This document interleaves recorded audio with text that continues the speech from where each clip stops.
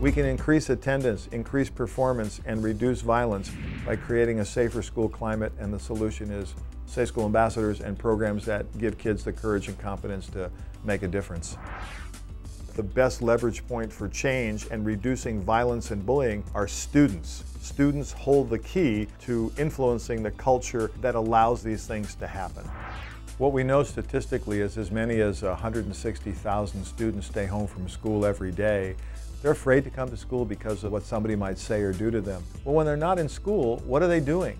Oftentimes, kids not in school are angry, depressed, they turn to alcohol, drugs, violence, crime. We would be better served to try to find ways to bring those kids into the campus and keep them there. But the only way we're going to do that is if the campus is a safer place for kids who don't feel welcome. So how do we do that? So the answer really lies in waking up the courage of other kids to begin to look out for each other, to stand up for each other, to speak up for each other. And then we can reduce the number of kids who stay at home because they recognize that school is a safe place. People, when they get mistreated, they feel bad. They don't really want to go back to it because they don't want to get hurt again. So, I mean, I know it's cost a lot of people not to go back to school.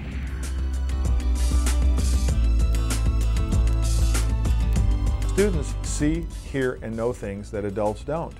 Students can intervene in ways adults can't.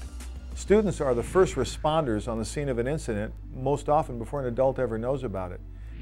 In order to address the academic needs of a student, their social and emotional well-being really has to be met first. If a child is coming to school and they are being bullied and they have that knot in their stomach, they're not going to be able to do well academically.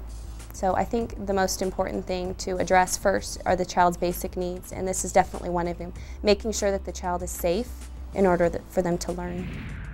The most important part is that students feel like they're being looked to as being part of the solution, and I think that that sends a real powerful message.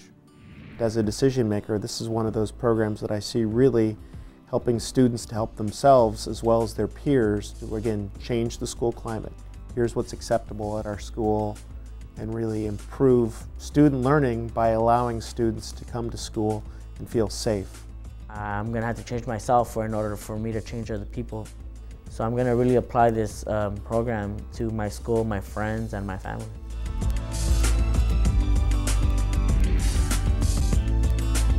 When a Safe School Ambassador program is brought to a school, initially involves a 2-day training, 40 to 45 kids at the middle high or 30 to 35 kids at the elementary, and a handful of adults. So there's a ratio of about 1 to 6 and 1 to 7.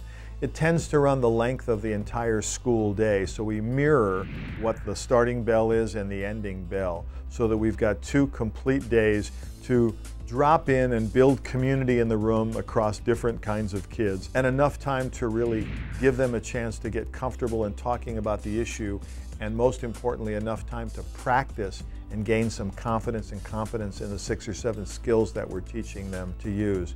At the end of those 2 days, the kids leave, but the staff stays behind, so we have another 30 or 45 minutes to kind of debrief the day and how it went and prepare for the second day, and then to talk about what happens after we leave so the program can be sustained.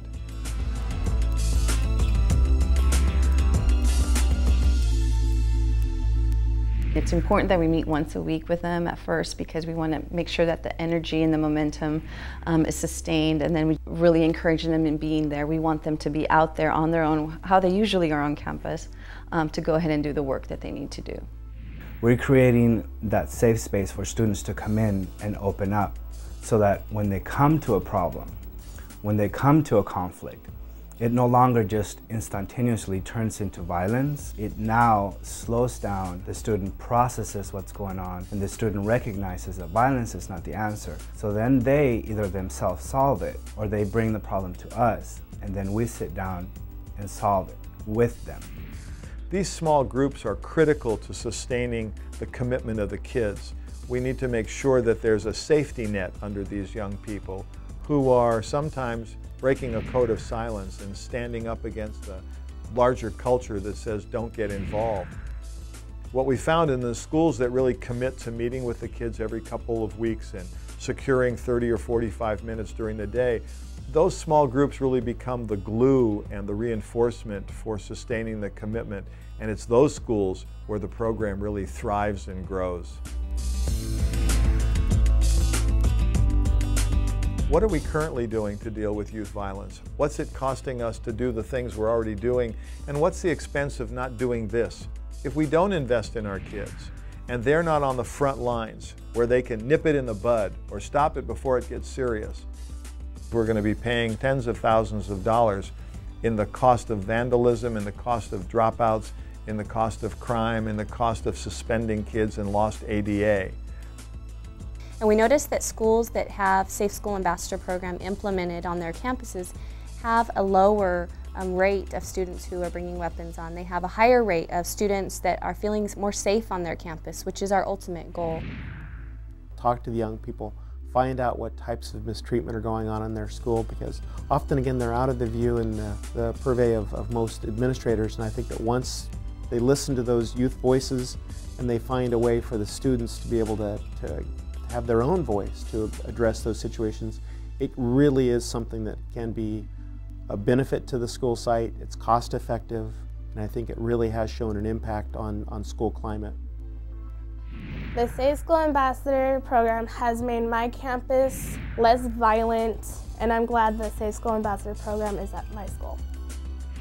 For low cost, we get the change in the culture. We get a safer school, we get higher performing kids, we get less incidents of violence. Everybody wins.